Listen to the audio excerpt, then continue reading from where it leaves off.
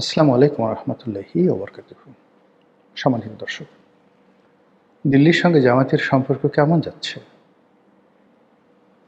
দিল্লির সাথে সম্পর্ক মানে শেখ হাসিনার সাথে সম্পর্ক এবং একই সঙ্গে দিল্লির যে সাউথ ব্লক রয়েছে, নর্থ ব্লক রয়েছে এবং নরেন্দ্র মোদী সরকার তাদের সঙ্গে সম্পর্ক কোন পর্যায়ে রয়েছে এই বিষয়গুলো নিয়ে আলোচনা করব।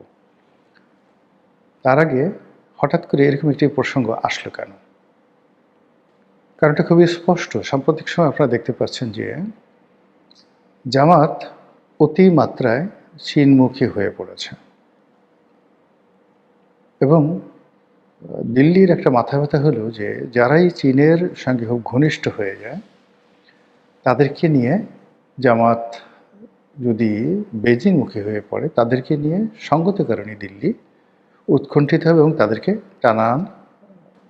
টেনে আনার চেষ্টা করবে। এটা হলো দিল্লির একটা স্বাভাবিক, যাকে বলা হয়, নীতি। ২ নম্বর হলো যে গত ১৭ মাস কিংবা তারও আগে মার্কিন যুক্তরাষ্ট্রের যে ডিপ স্টেট পলিসি ছিল সেই ডিপ স্টেট পলিসিতে আমরা জানি জামাতকে সর্বরকম পেট্রন করা হয়েছে আমেরিকার পক্ষ থেকে। কিন্তু গত নির্বাচনে যা কিছু হয়েছে, যেটিকে ম্যাটিকুলাস ডিজাইন বলেন কিংবা যেটিকে এক্সট্রা অর্ডিনারি ইঞ্জিনিয়ারিং বলেন, ইলেকশন ইঞ্জিনিয়ারিং বলেন, হোয়াট এভার মেবি, যেটা জামাত সরাসরি অভিযোগ করছে, সেই নির্বাচনের ফলাফল দেখার পর জামাত রীতিমতো তাণ্ডব, মানে তাজ্জব বনে গেছে।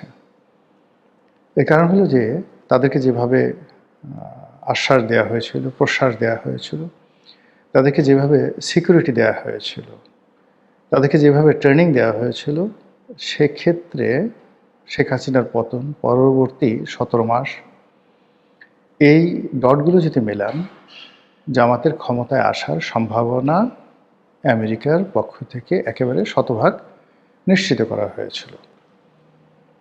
কিন্তু অল অন এ সাডেন হাদি হত্যাকাণ্ডের পর সম্ভবত আমেরিকা একটু ঢিল দেয়। দ্বিতীয়ত, মধ্যপ্রাচ্য নিয়ে, ইরান নিয়ে, ইউক্রেন নিয়ে আমেরিকার যে প্রচণ্ড মাথা ব্যথা, সেই কারণে বাংলাদেশের বিষয়টি তারা একটু চেপে যায়। আর ওই সময়টিতে ওত পেতে থাকা ভারত, তারা রাতারাতি বিএনপির সঙ্গে একটি ভালো সম্পর্ক স্থাপন করে ফেলে এবং এবং ইন্ডিয়ার যে একটা প্রচণ্ড প্রভাব রয়েছে বাংলাদেশে, এবং তার ধারাবাহিকভাবে গত ২০ বছর ধরে যেভাবে বাংলাদেশের রাজনীতি নিয়ন্ত্রণ করছেন, ২০০০ আপনি যদি বলেন ৫ থেকেই সরাসরি তারা যেভাবে নিয়ন্ত্রণ করার চেষ্টা করছেন এবং তাদের পরিকল্পনাতে যেভাবে ১/১১ হয়েছে, যেভাবে ১/১১ সরকার আওয়ামী লীগের হাতে ক্ষমতা তুলে দিয়েছে, যেভাবে এরশাদকে কনভিন্স করে ২০১৪, ১৮ এবং ২৪-এর যে নির্বাচন, সেই নির্বাচন তারা যেভাবে একেবারে, যাকে বলা হয়, ফলাফল রেডি করে তৈরি করে আওয়ামী লীগের হাতে তুলে দিয়েছে। এই কাজগুলো করার জন্য যে মেকানিজম দরকার, যে শক্তি দরকার, যে ইনভেস্ট দরকার, যে ম্যান পাওয়ার দরকার, সবই ভারতের আছে, কিন্তু আমেরিকার সেটা নেই। তো এই জন্য জামাত এই নির্বাচনের পরে যেটা বুঝছে যে যে কোনো মূল্যে হোক না কেন তাদেরকে ভারতের সঙ্গে একটি সম্পর্ক স্থাপন করতে হবে, ভারতকে নিউট্রালাইজ করতে হবে, অথবা ভারতের সঙ্গে এরকম একটা সম্পর্ক করতে হবে যেন ভারত আগামীতে যে রাজনীতির পট পরিবর্তন রয়েছে সেই পট পরিবর্তনে জামাতকে অপরিহার্য মনে করে। তো এই যে ভারতকে নিয়ে জামাতের যে সিদ্ধান্ত, এটি ভারত কীভাবে নিয়েছে? যদি সাম্প্রতিক সময় ভারতের যে রাষ্ট্রদূত তার মনোভাব দেখেন, জামাতি নেতাদের সঙ্গে তার দহরম মহরম দেখেন, এবং ভারতের বিভিন্ন রাষ্ট্রীয় প্রোগ্রামগুলোতে যেভাবে জামাতের লোকজন স্বতঃস্ফূর্ত হয়ে আনন্দ এবং উল্লাস নিয়ে যেভাবে অংশগ্রহণ করে, তাতে মনে হচ্ছে জামাতের সঙ্গে ভারতের একটি তলে তলে চ্যানেল তৈরি হয়ে গেছে বা হওয়ার পথে রয়েছে। এদিকে বাংলাদেশের রাজনীতি যেভাবে জটিল হয়ে পড়েছে, তাতে করে আমেরিকা, তারপর ভারত, বাংলাদেশের এনসিপি, জামাত, সেনাবাহিনী, পুলিশ বাহিনী, আমলাতন্ত্র সব মিলিয়ে যে যার পয়েন্ট অফ অর্ডারে দাঁড়িয়ে আছে। একেবারে শেষ সময়টিতে হঠাৎ করে গর্জে ওঠার জন্য তারা দাঁড়িয়ে আছে। এখন এই যে তাদের গর্জন, এই যে দাঁড়িয়ে ওঠার যে তাদের প্রবণতা, এটা আসলে কেন? মূল কারণ হলো যে আমেরিকার এখানে কতগুলো প্রাপ্তি আছে, চাওয়া আছে, এখানে তাদের বিনিয়োগ আছে। সেই চাওয়া পাওয়াগুলো ডক্টর মোহাম্মদ ইউনূসের দ্বারা হয়নি বলেই তারা এই বর্তমান সরকারের সঙ্গে একটি ইতিবাচক সম্পর্ক রক্ষা করে চলেছে।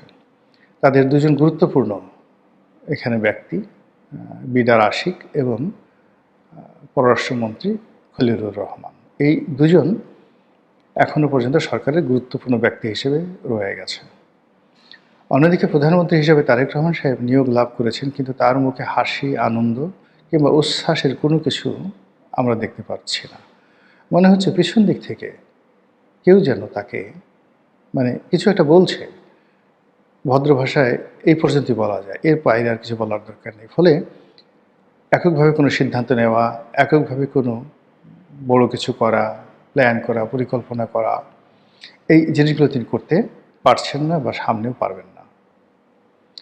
২ নম্বর হলো যে ভারতের সঙ্গে গত ১৭ মাসে যে সকল সম্পর্ক নষ্ট হয়েছে সেগুলো গড়ে তোলা এবং শেখ হাসিনার জামানাতে যেই সম্পর্কগুলো গড়ে উঠেছিল সেই সম্পর্কগুলো আবার চালু করা, এগুলোর উপর নির্ভর করবে আসলে জনাব তারেক রহমান সাহেবের রাজনৈতিক ভবিষ্যৎ কতটা ভারত সমর্থন করবে।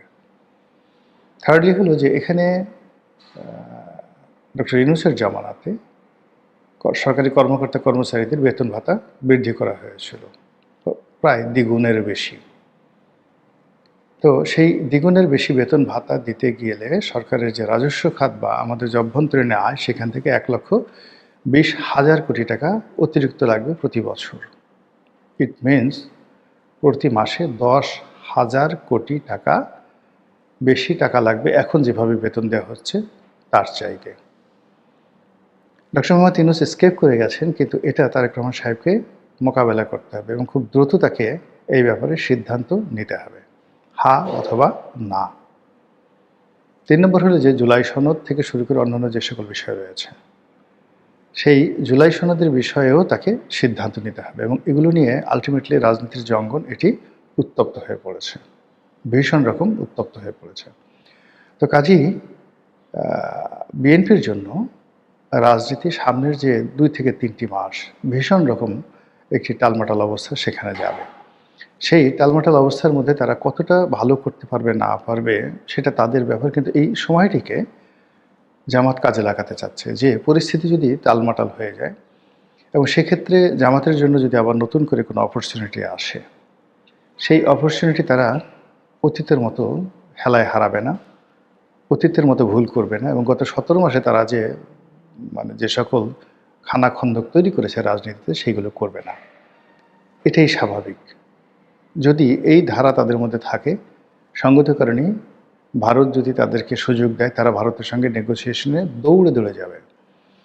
আর অন্যদিকে বুবু, আমাদের আপা জননেত্রী শেখ হাসিনা, তার সঙ্গে জামাতের যে সম্পর্ক এর আগেও বেশ কয়েকবার হয়েছে, বিএনপির সঙ্গে কখনো হয়নি, কিন্তু জামাতের সঙ্গে একাধিকবার তাদের সম্পর্ক হয়েছে। তো সেই সম্পর্কের যে ধারাবাহিকতা, সেই ধারাবাহিকতায় যদি আপার পক্ষ থেকে কোনো প্রস্তাব যায়, আমিরের জামাতের সভাপতির পক্ষ থেকে যদি কোনো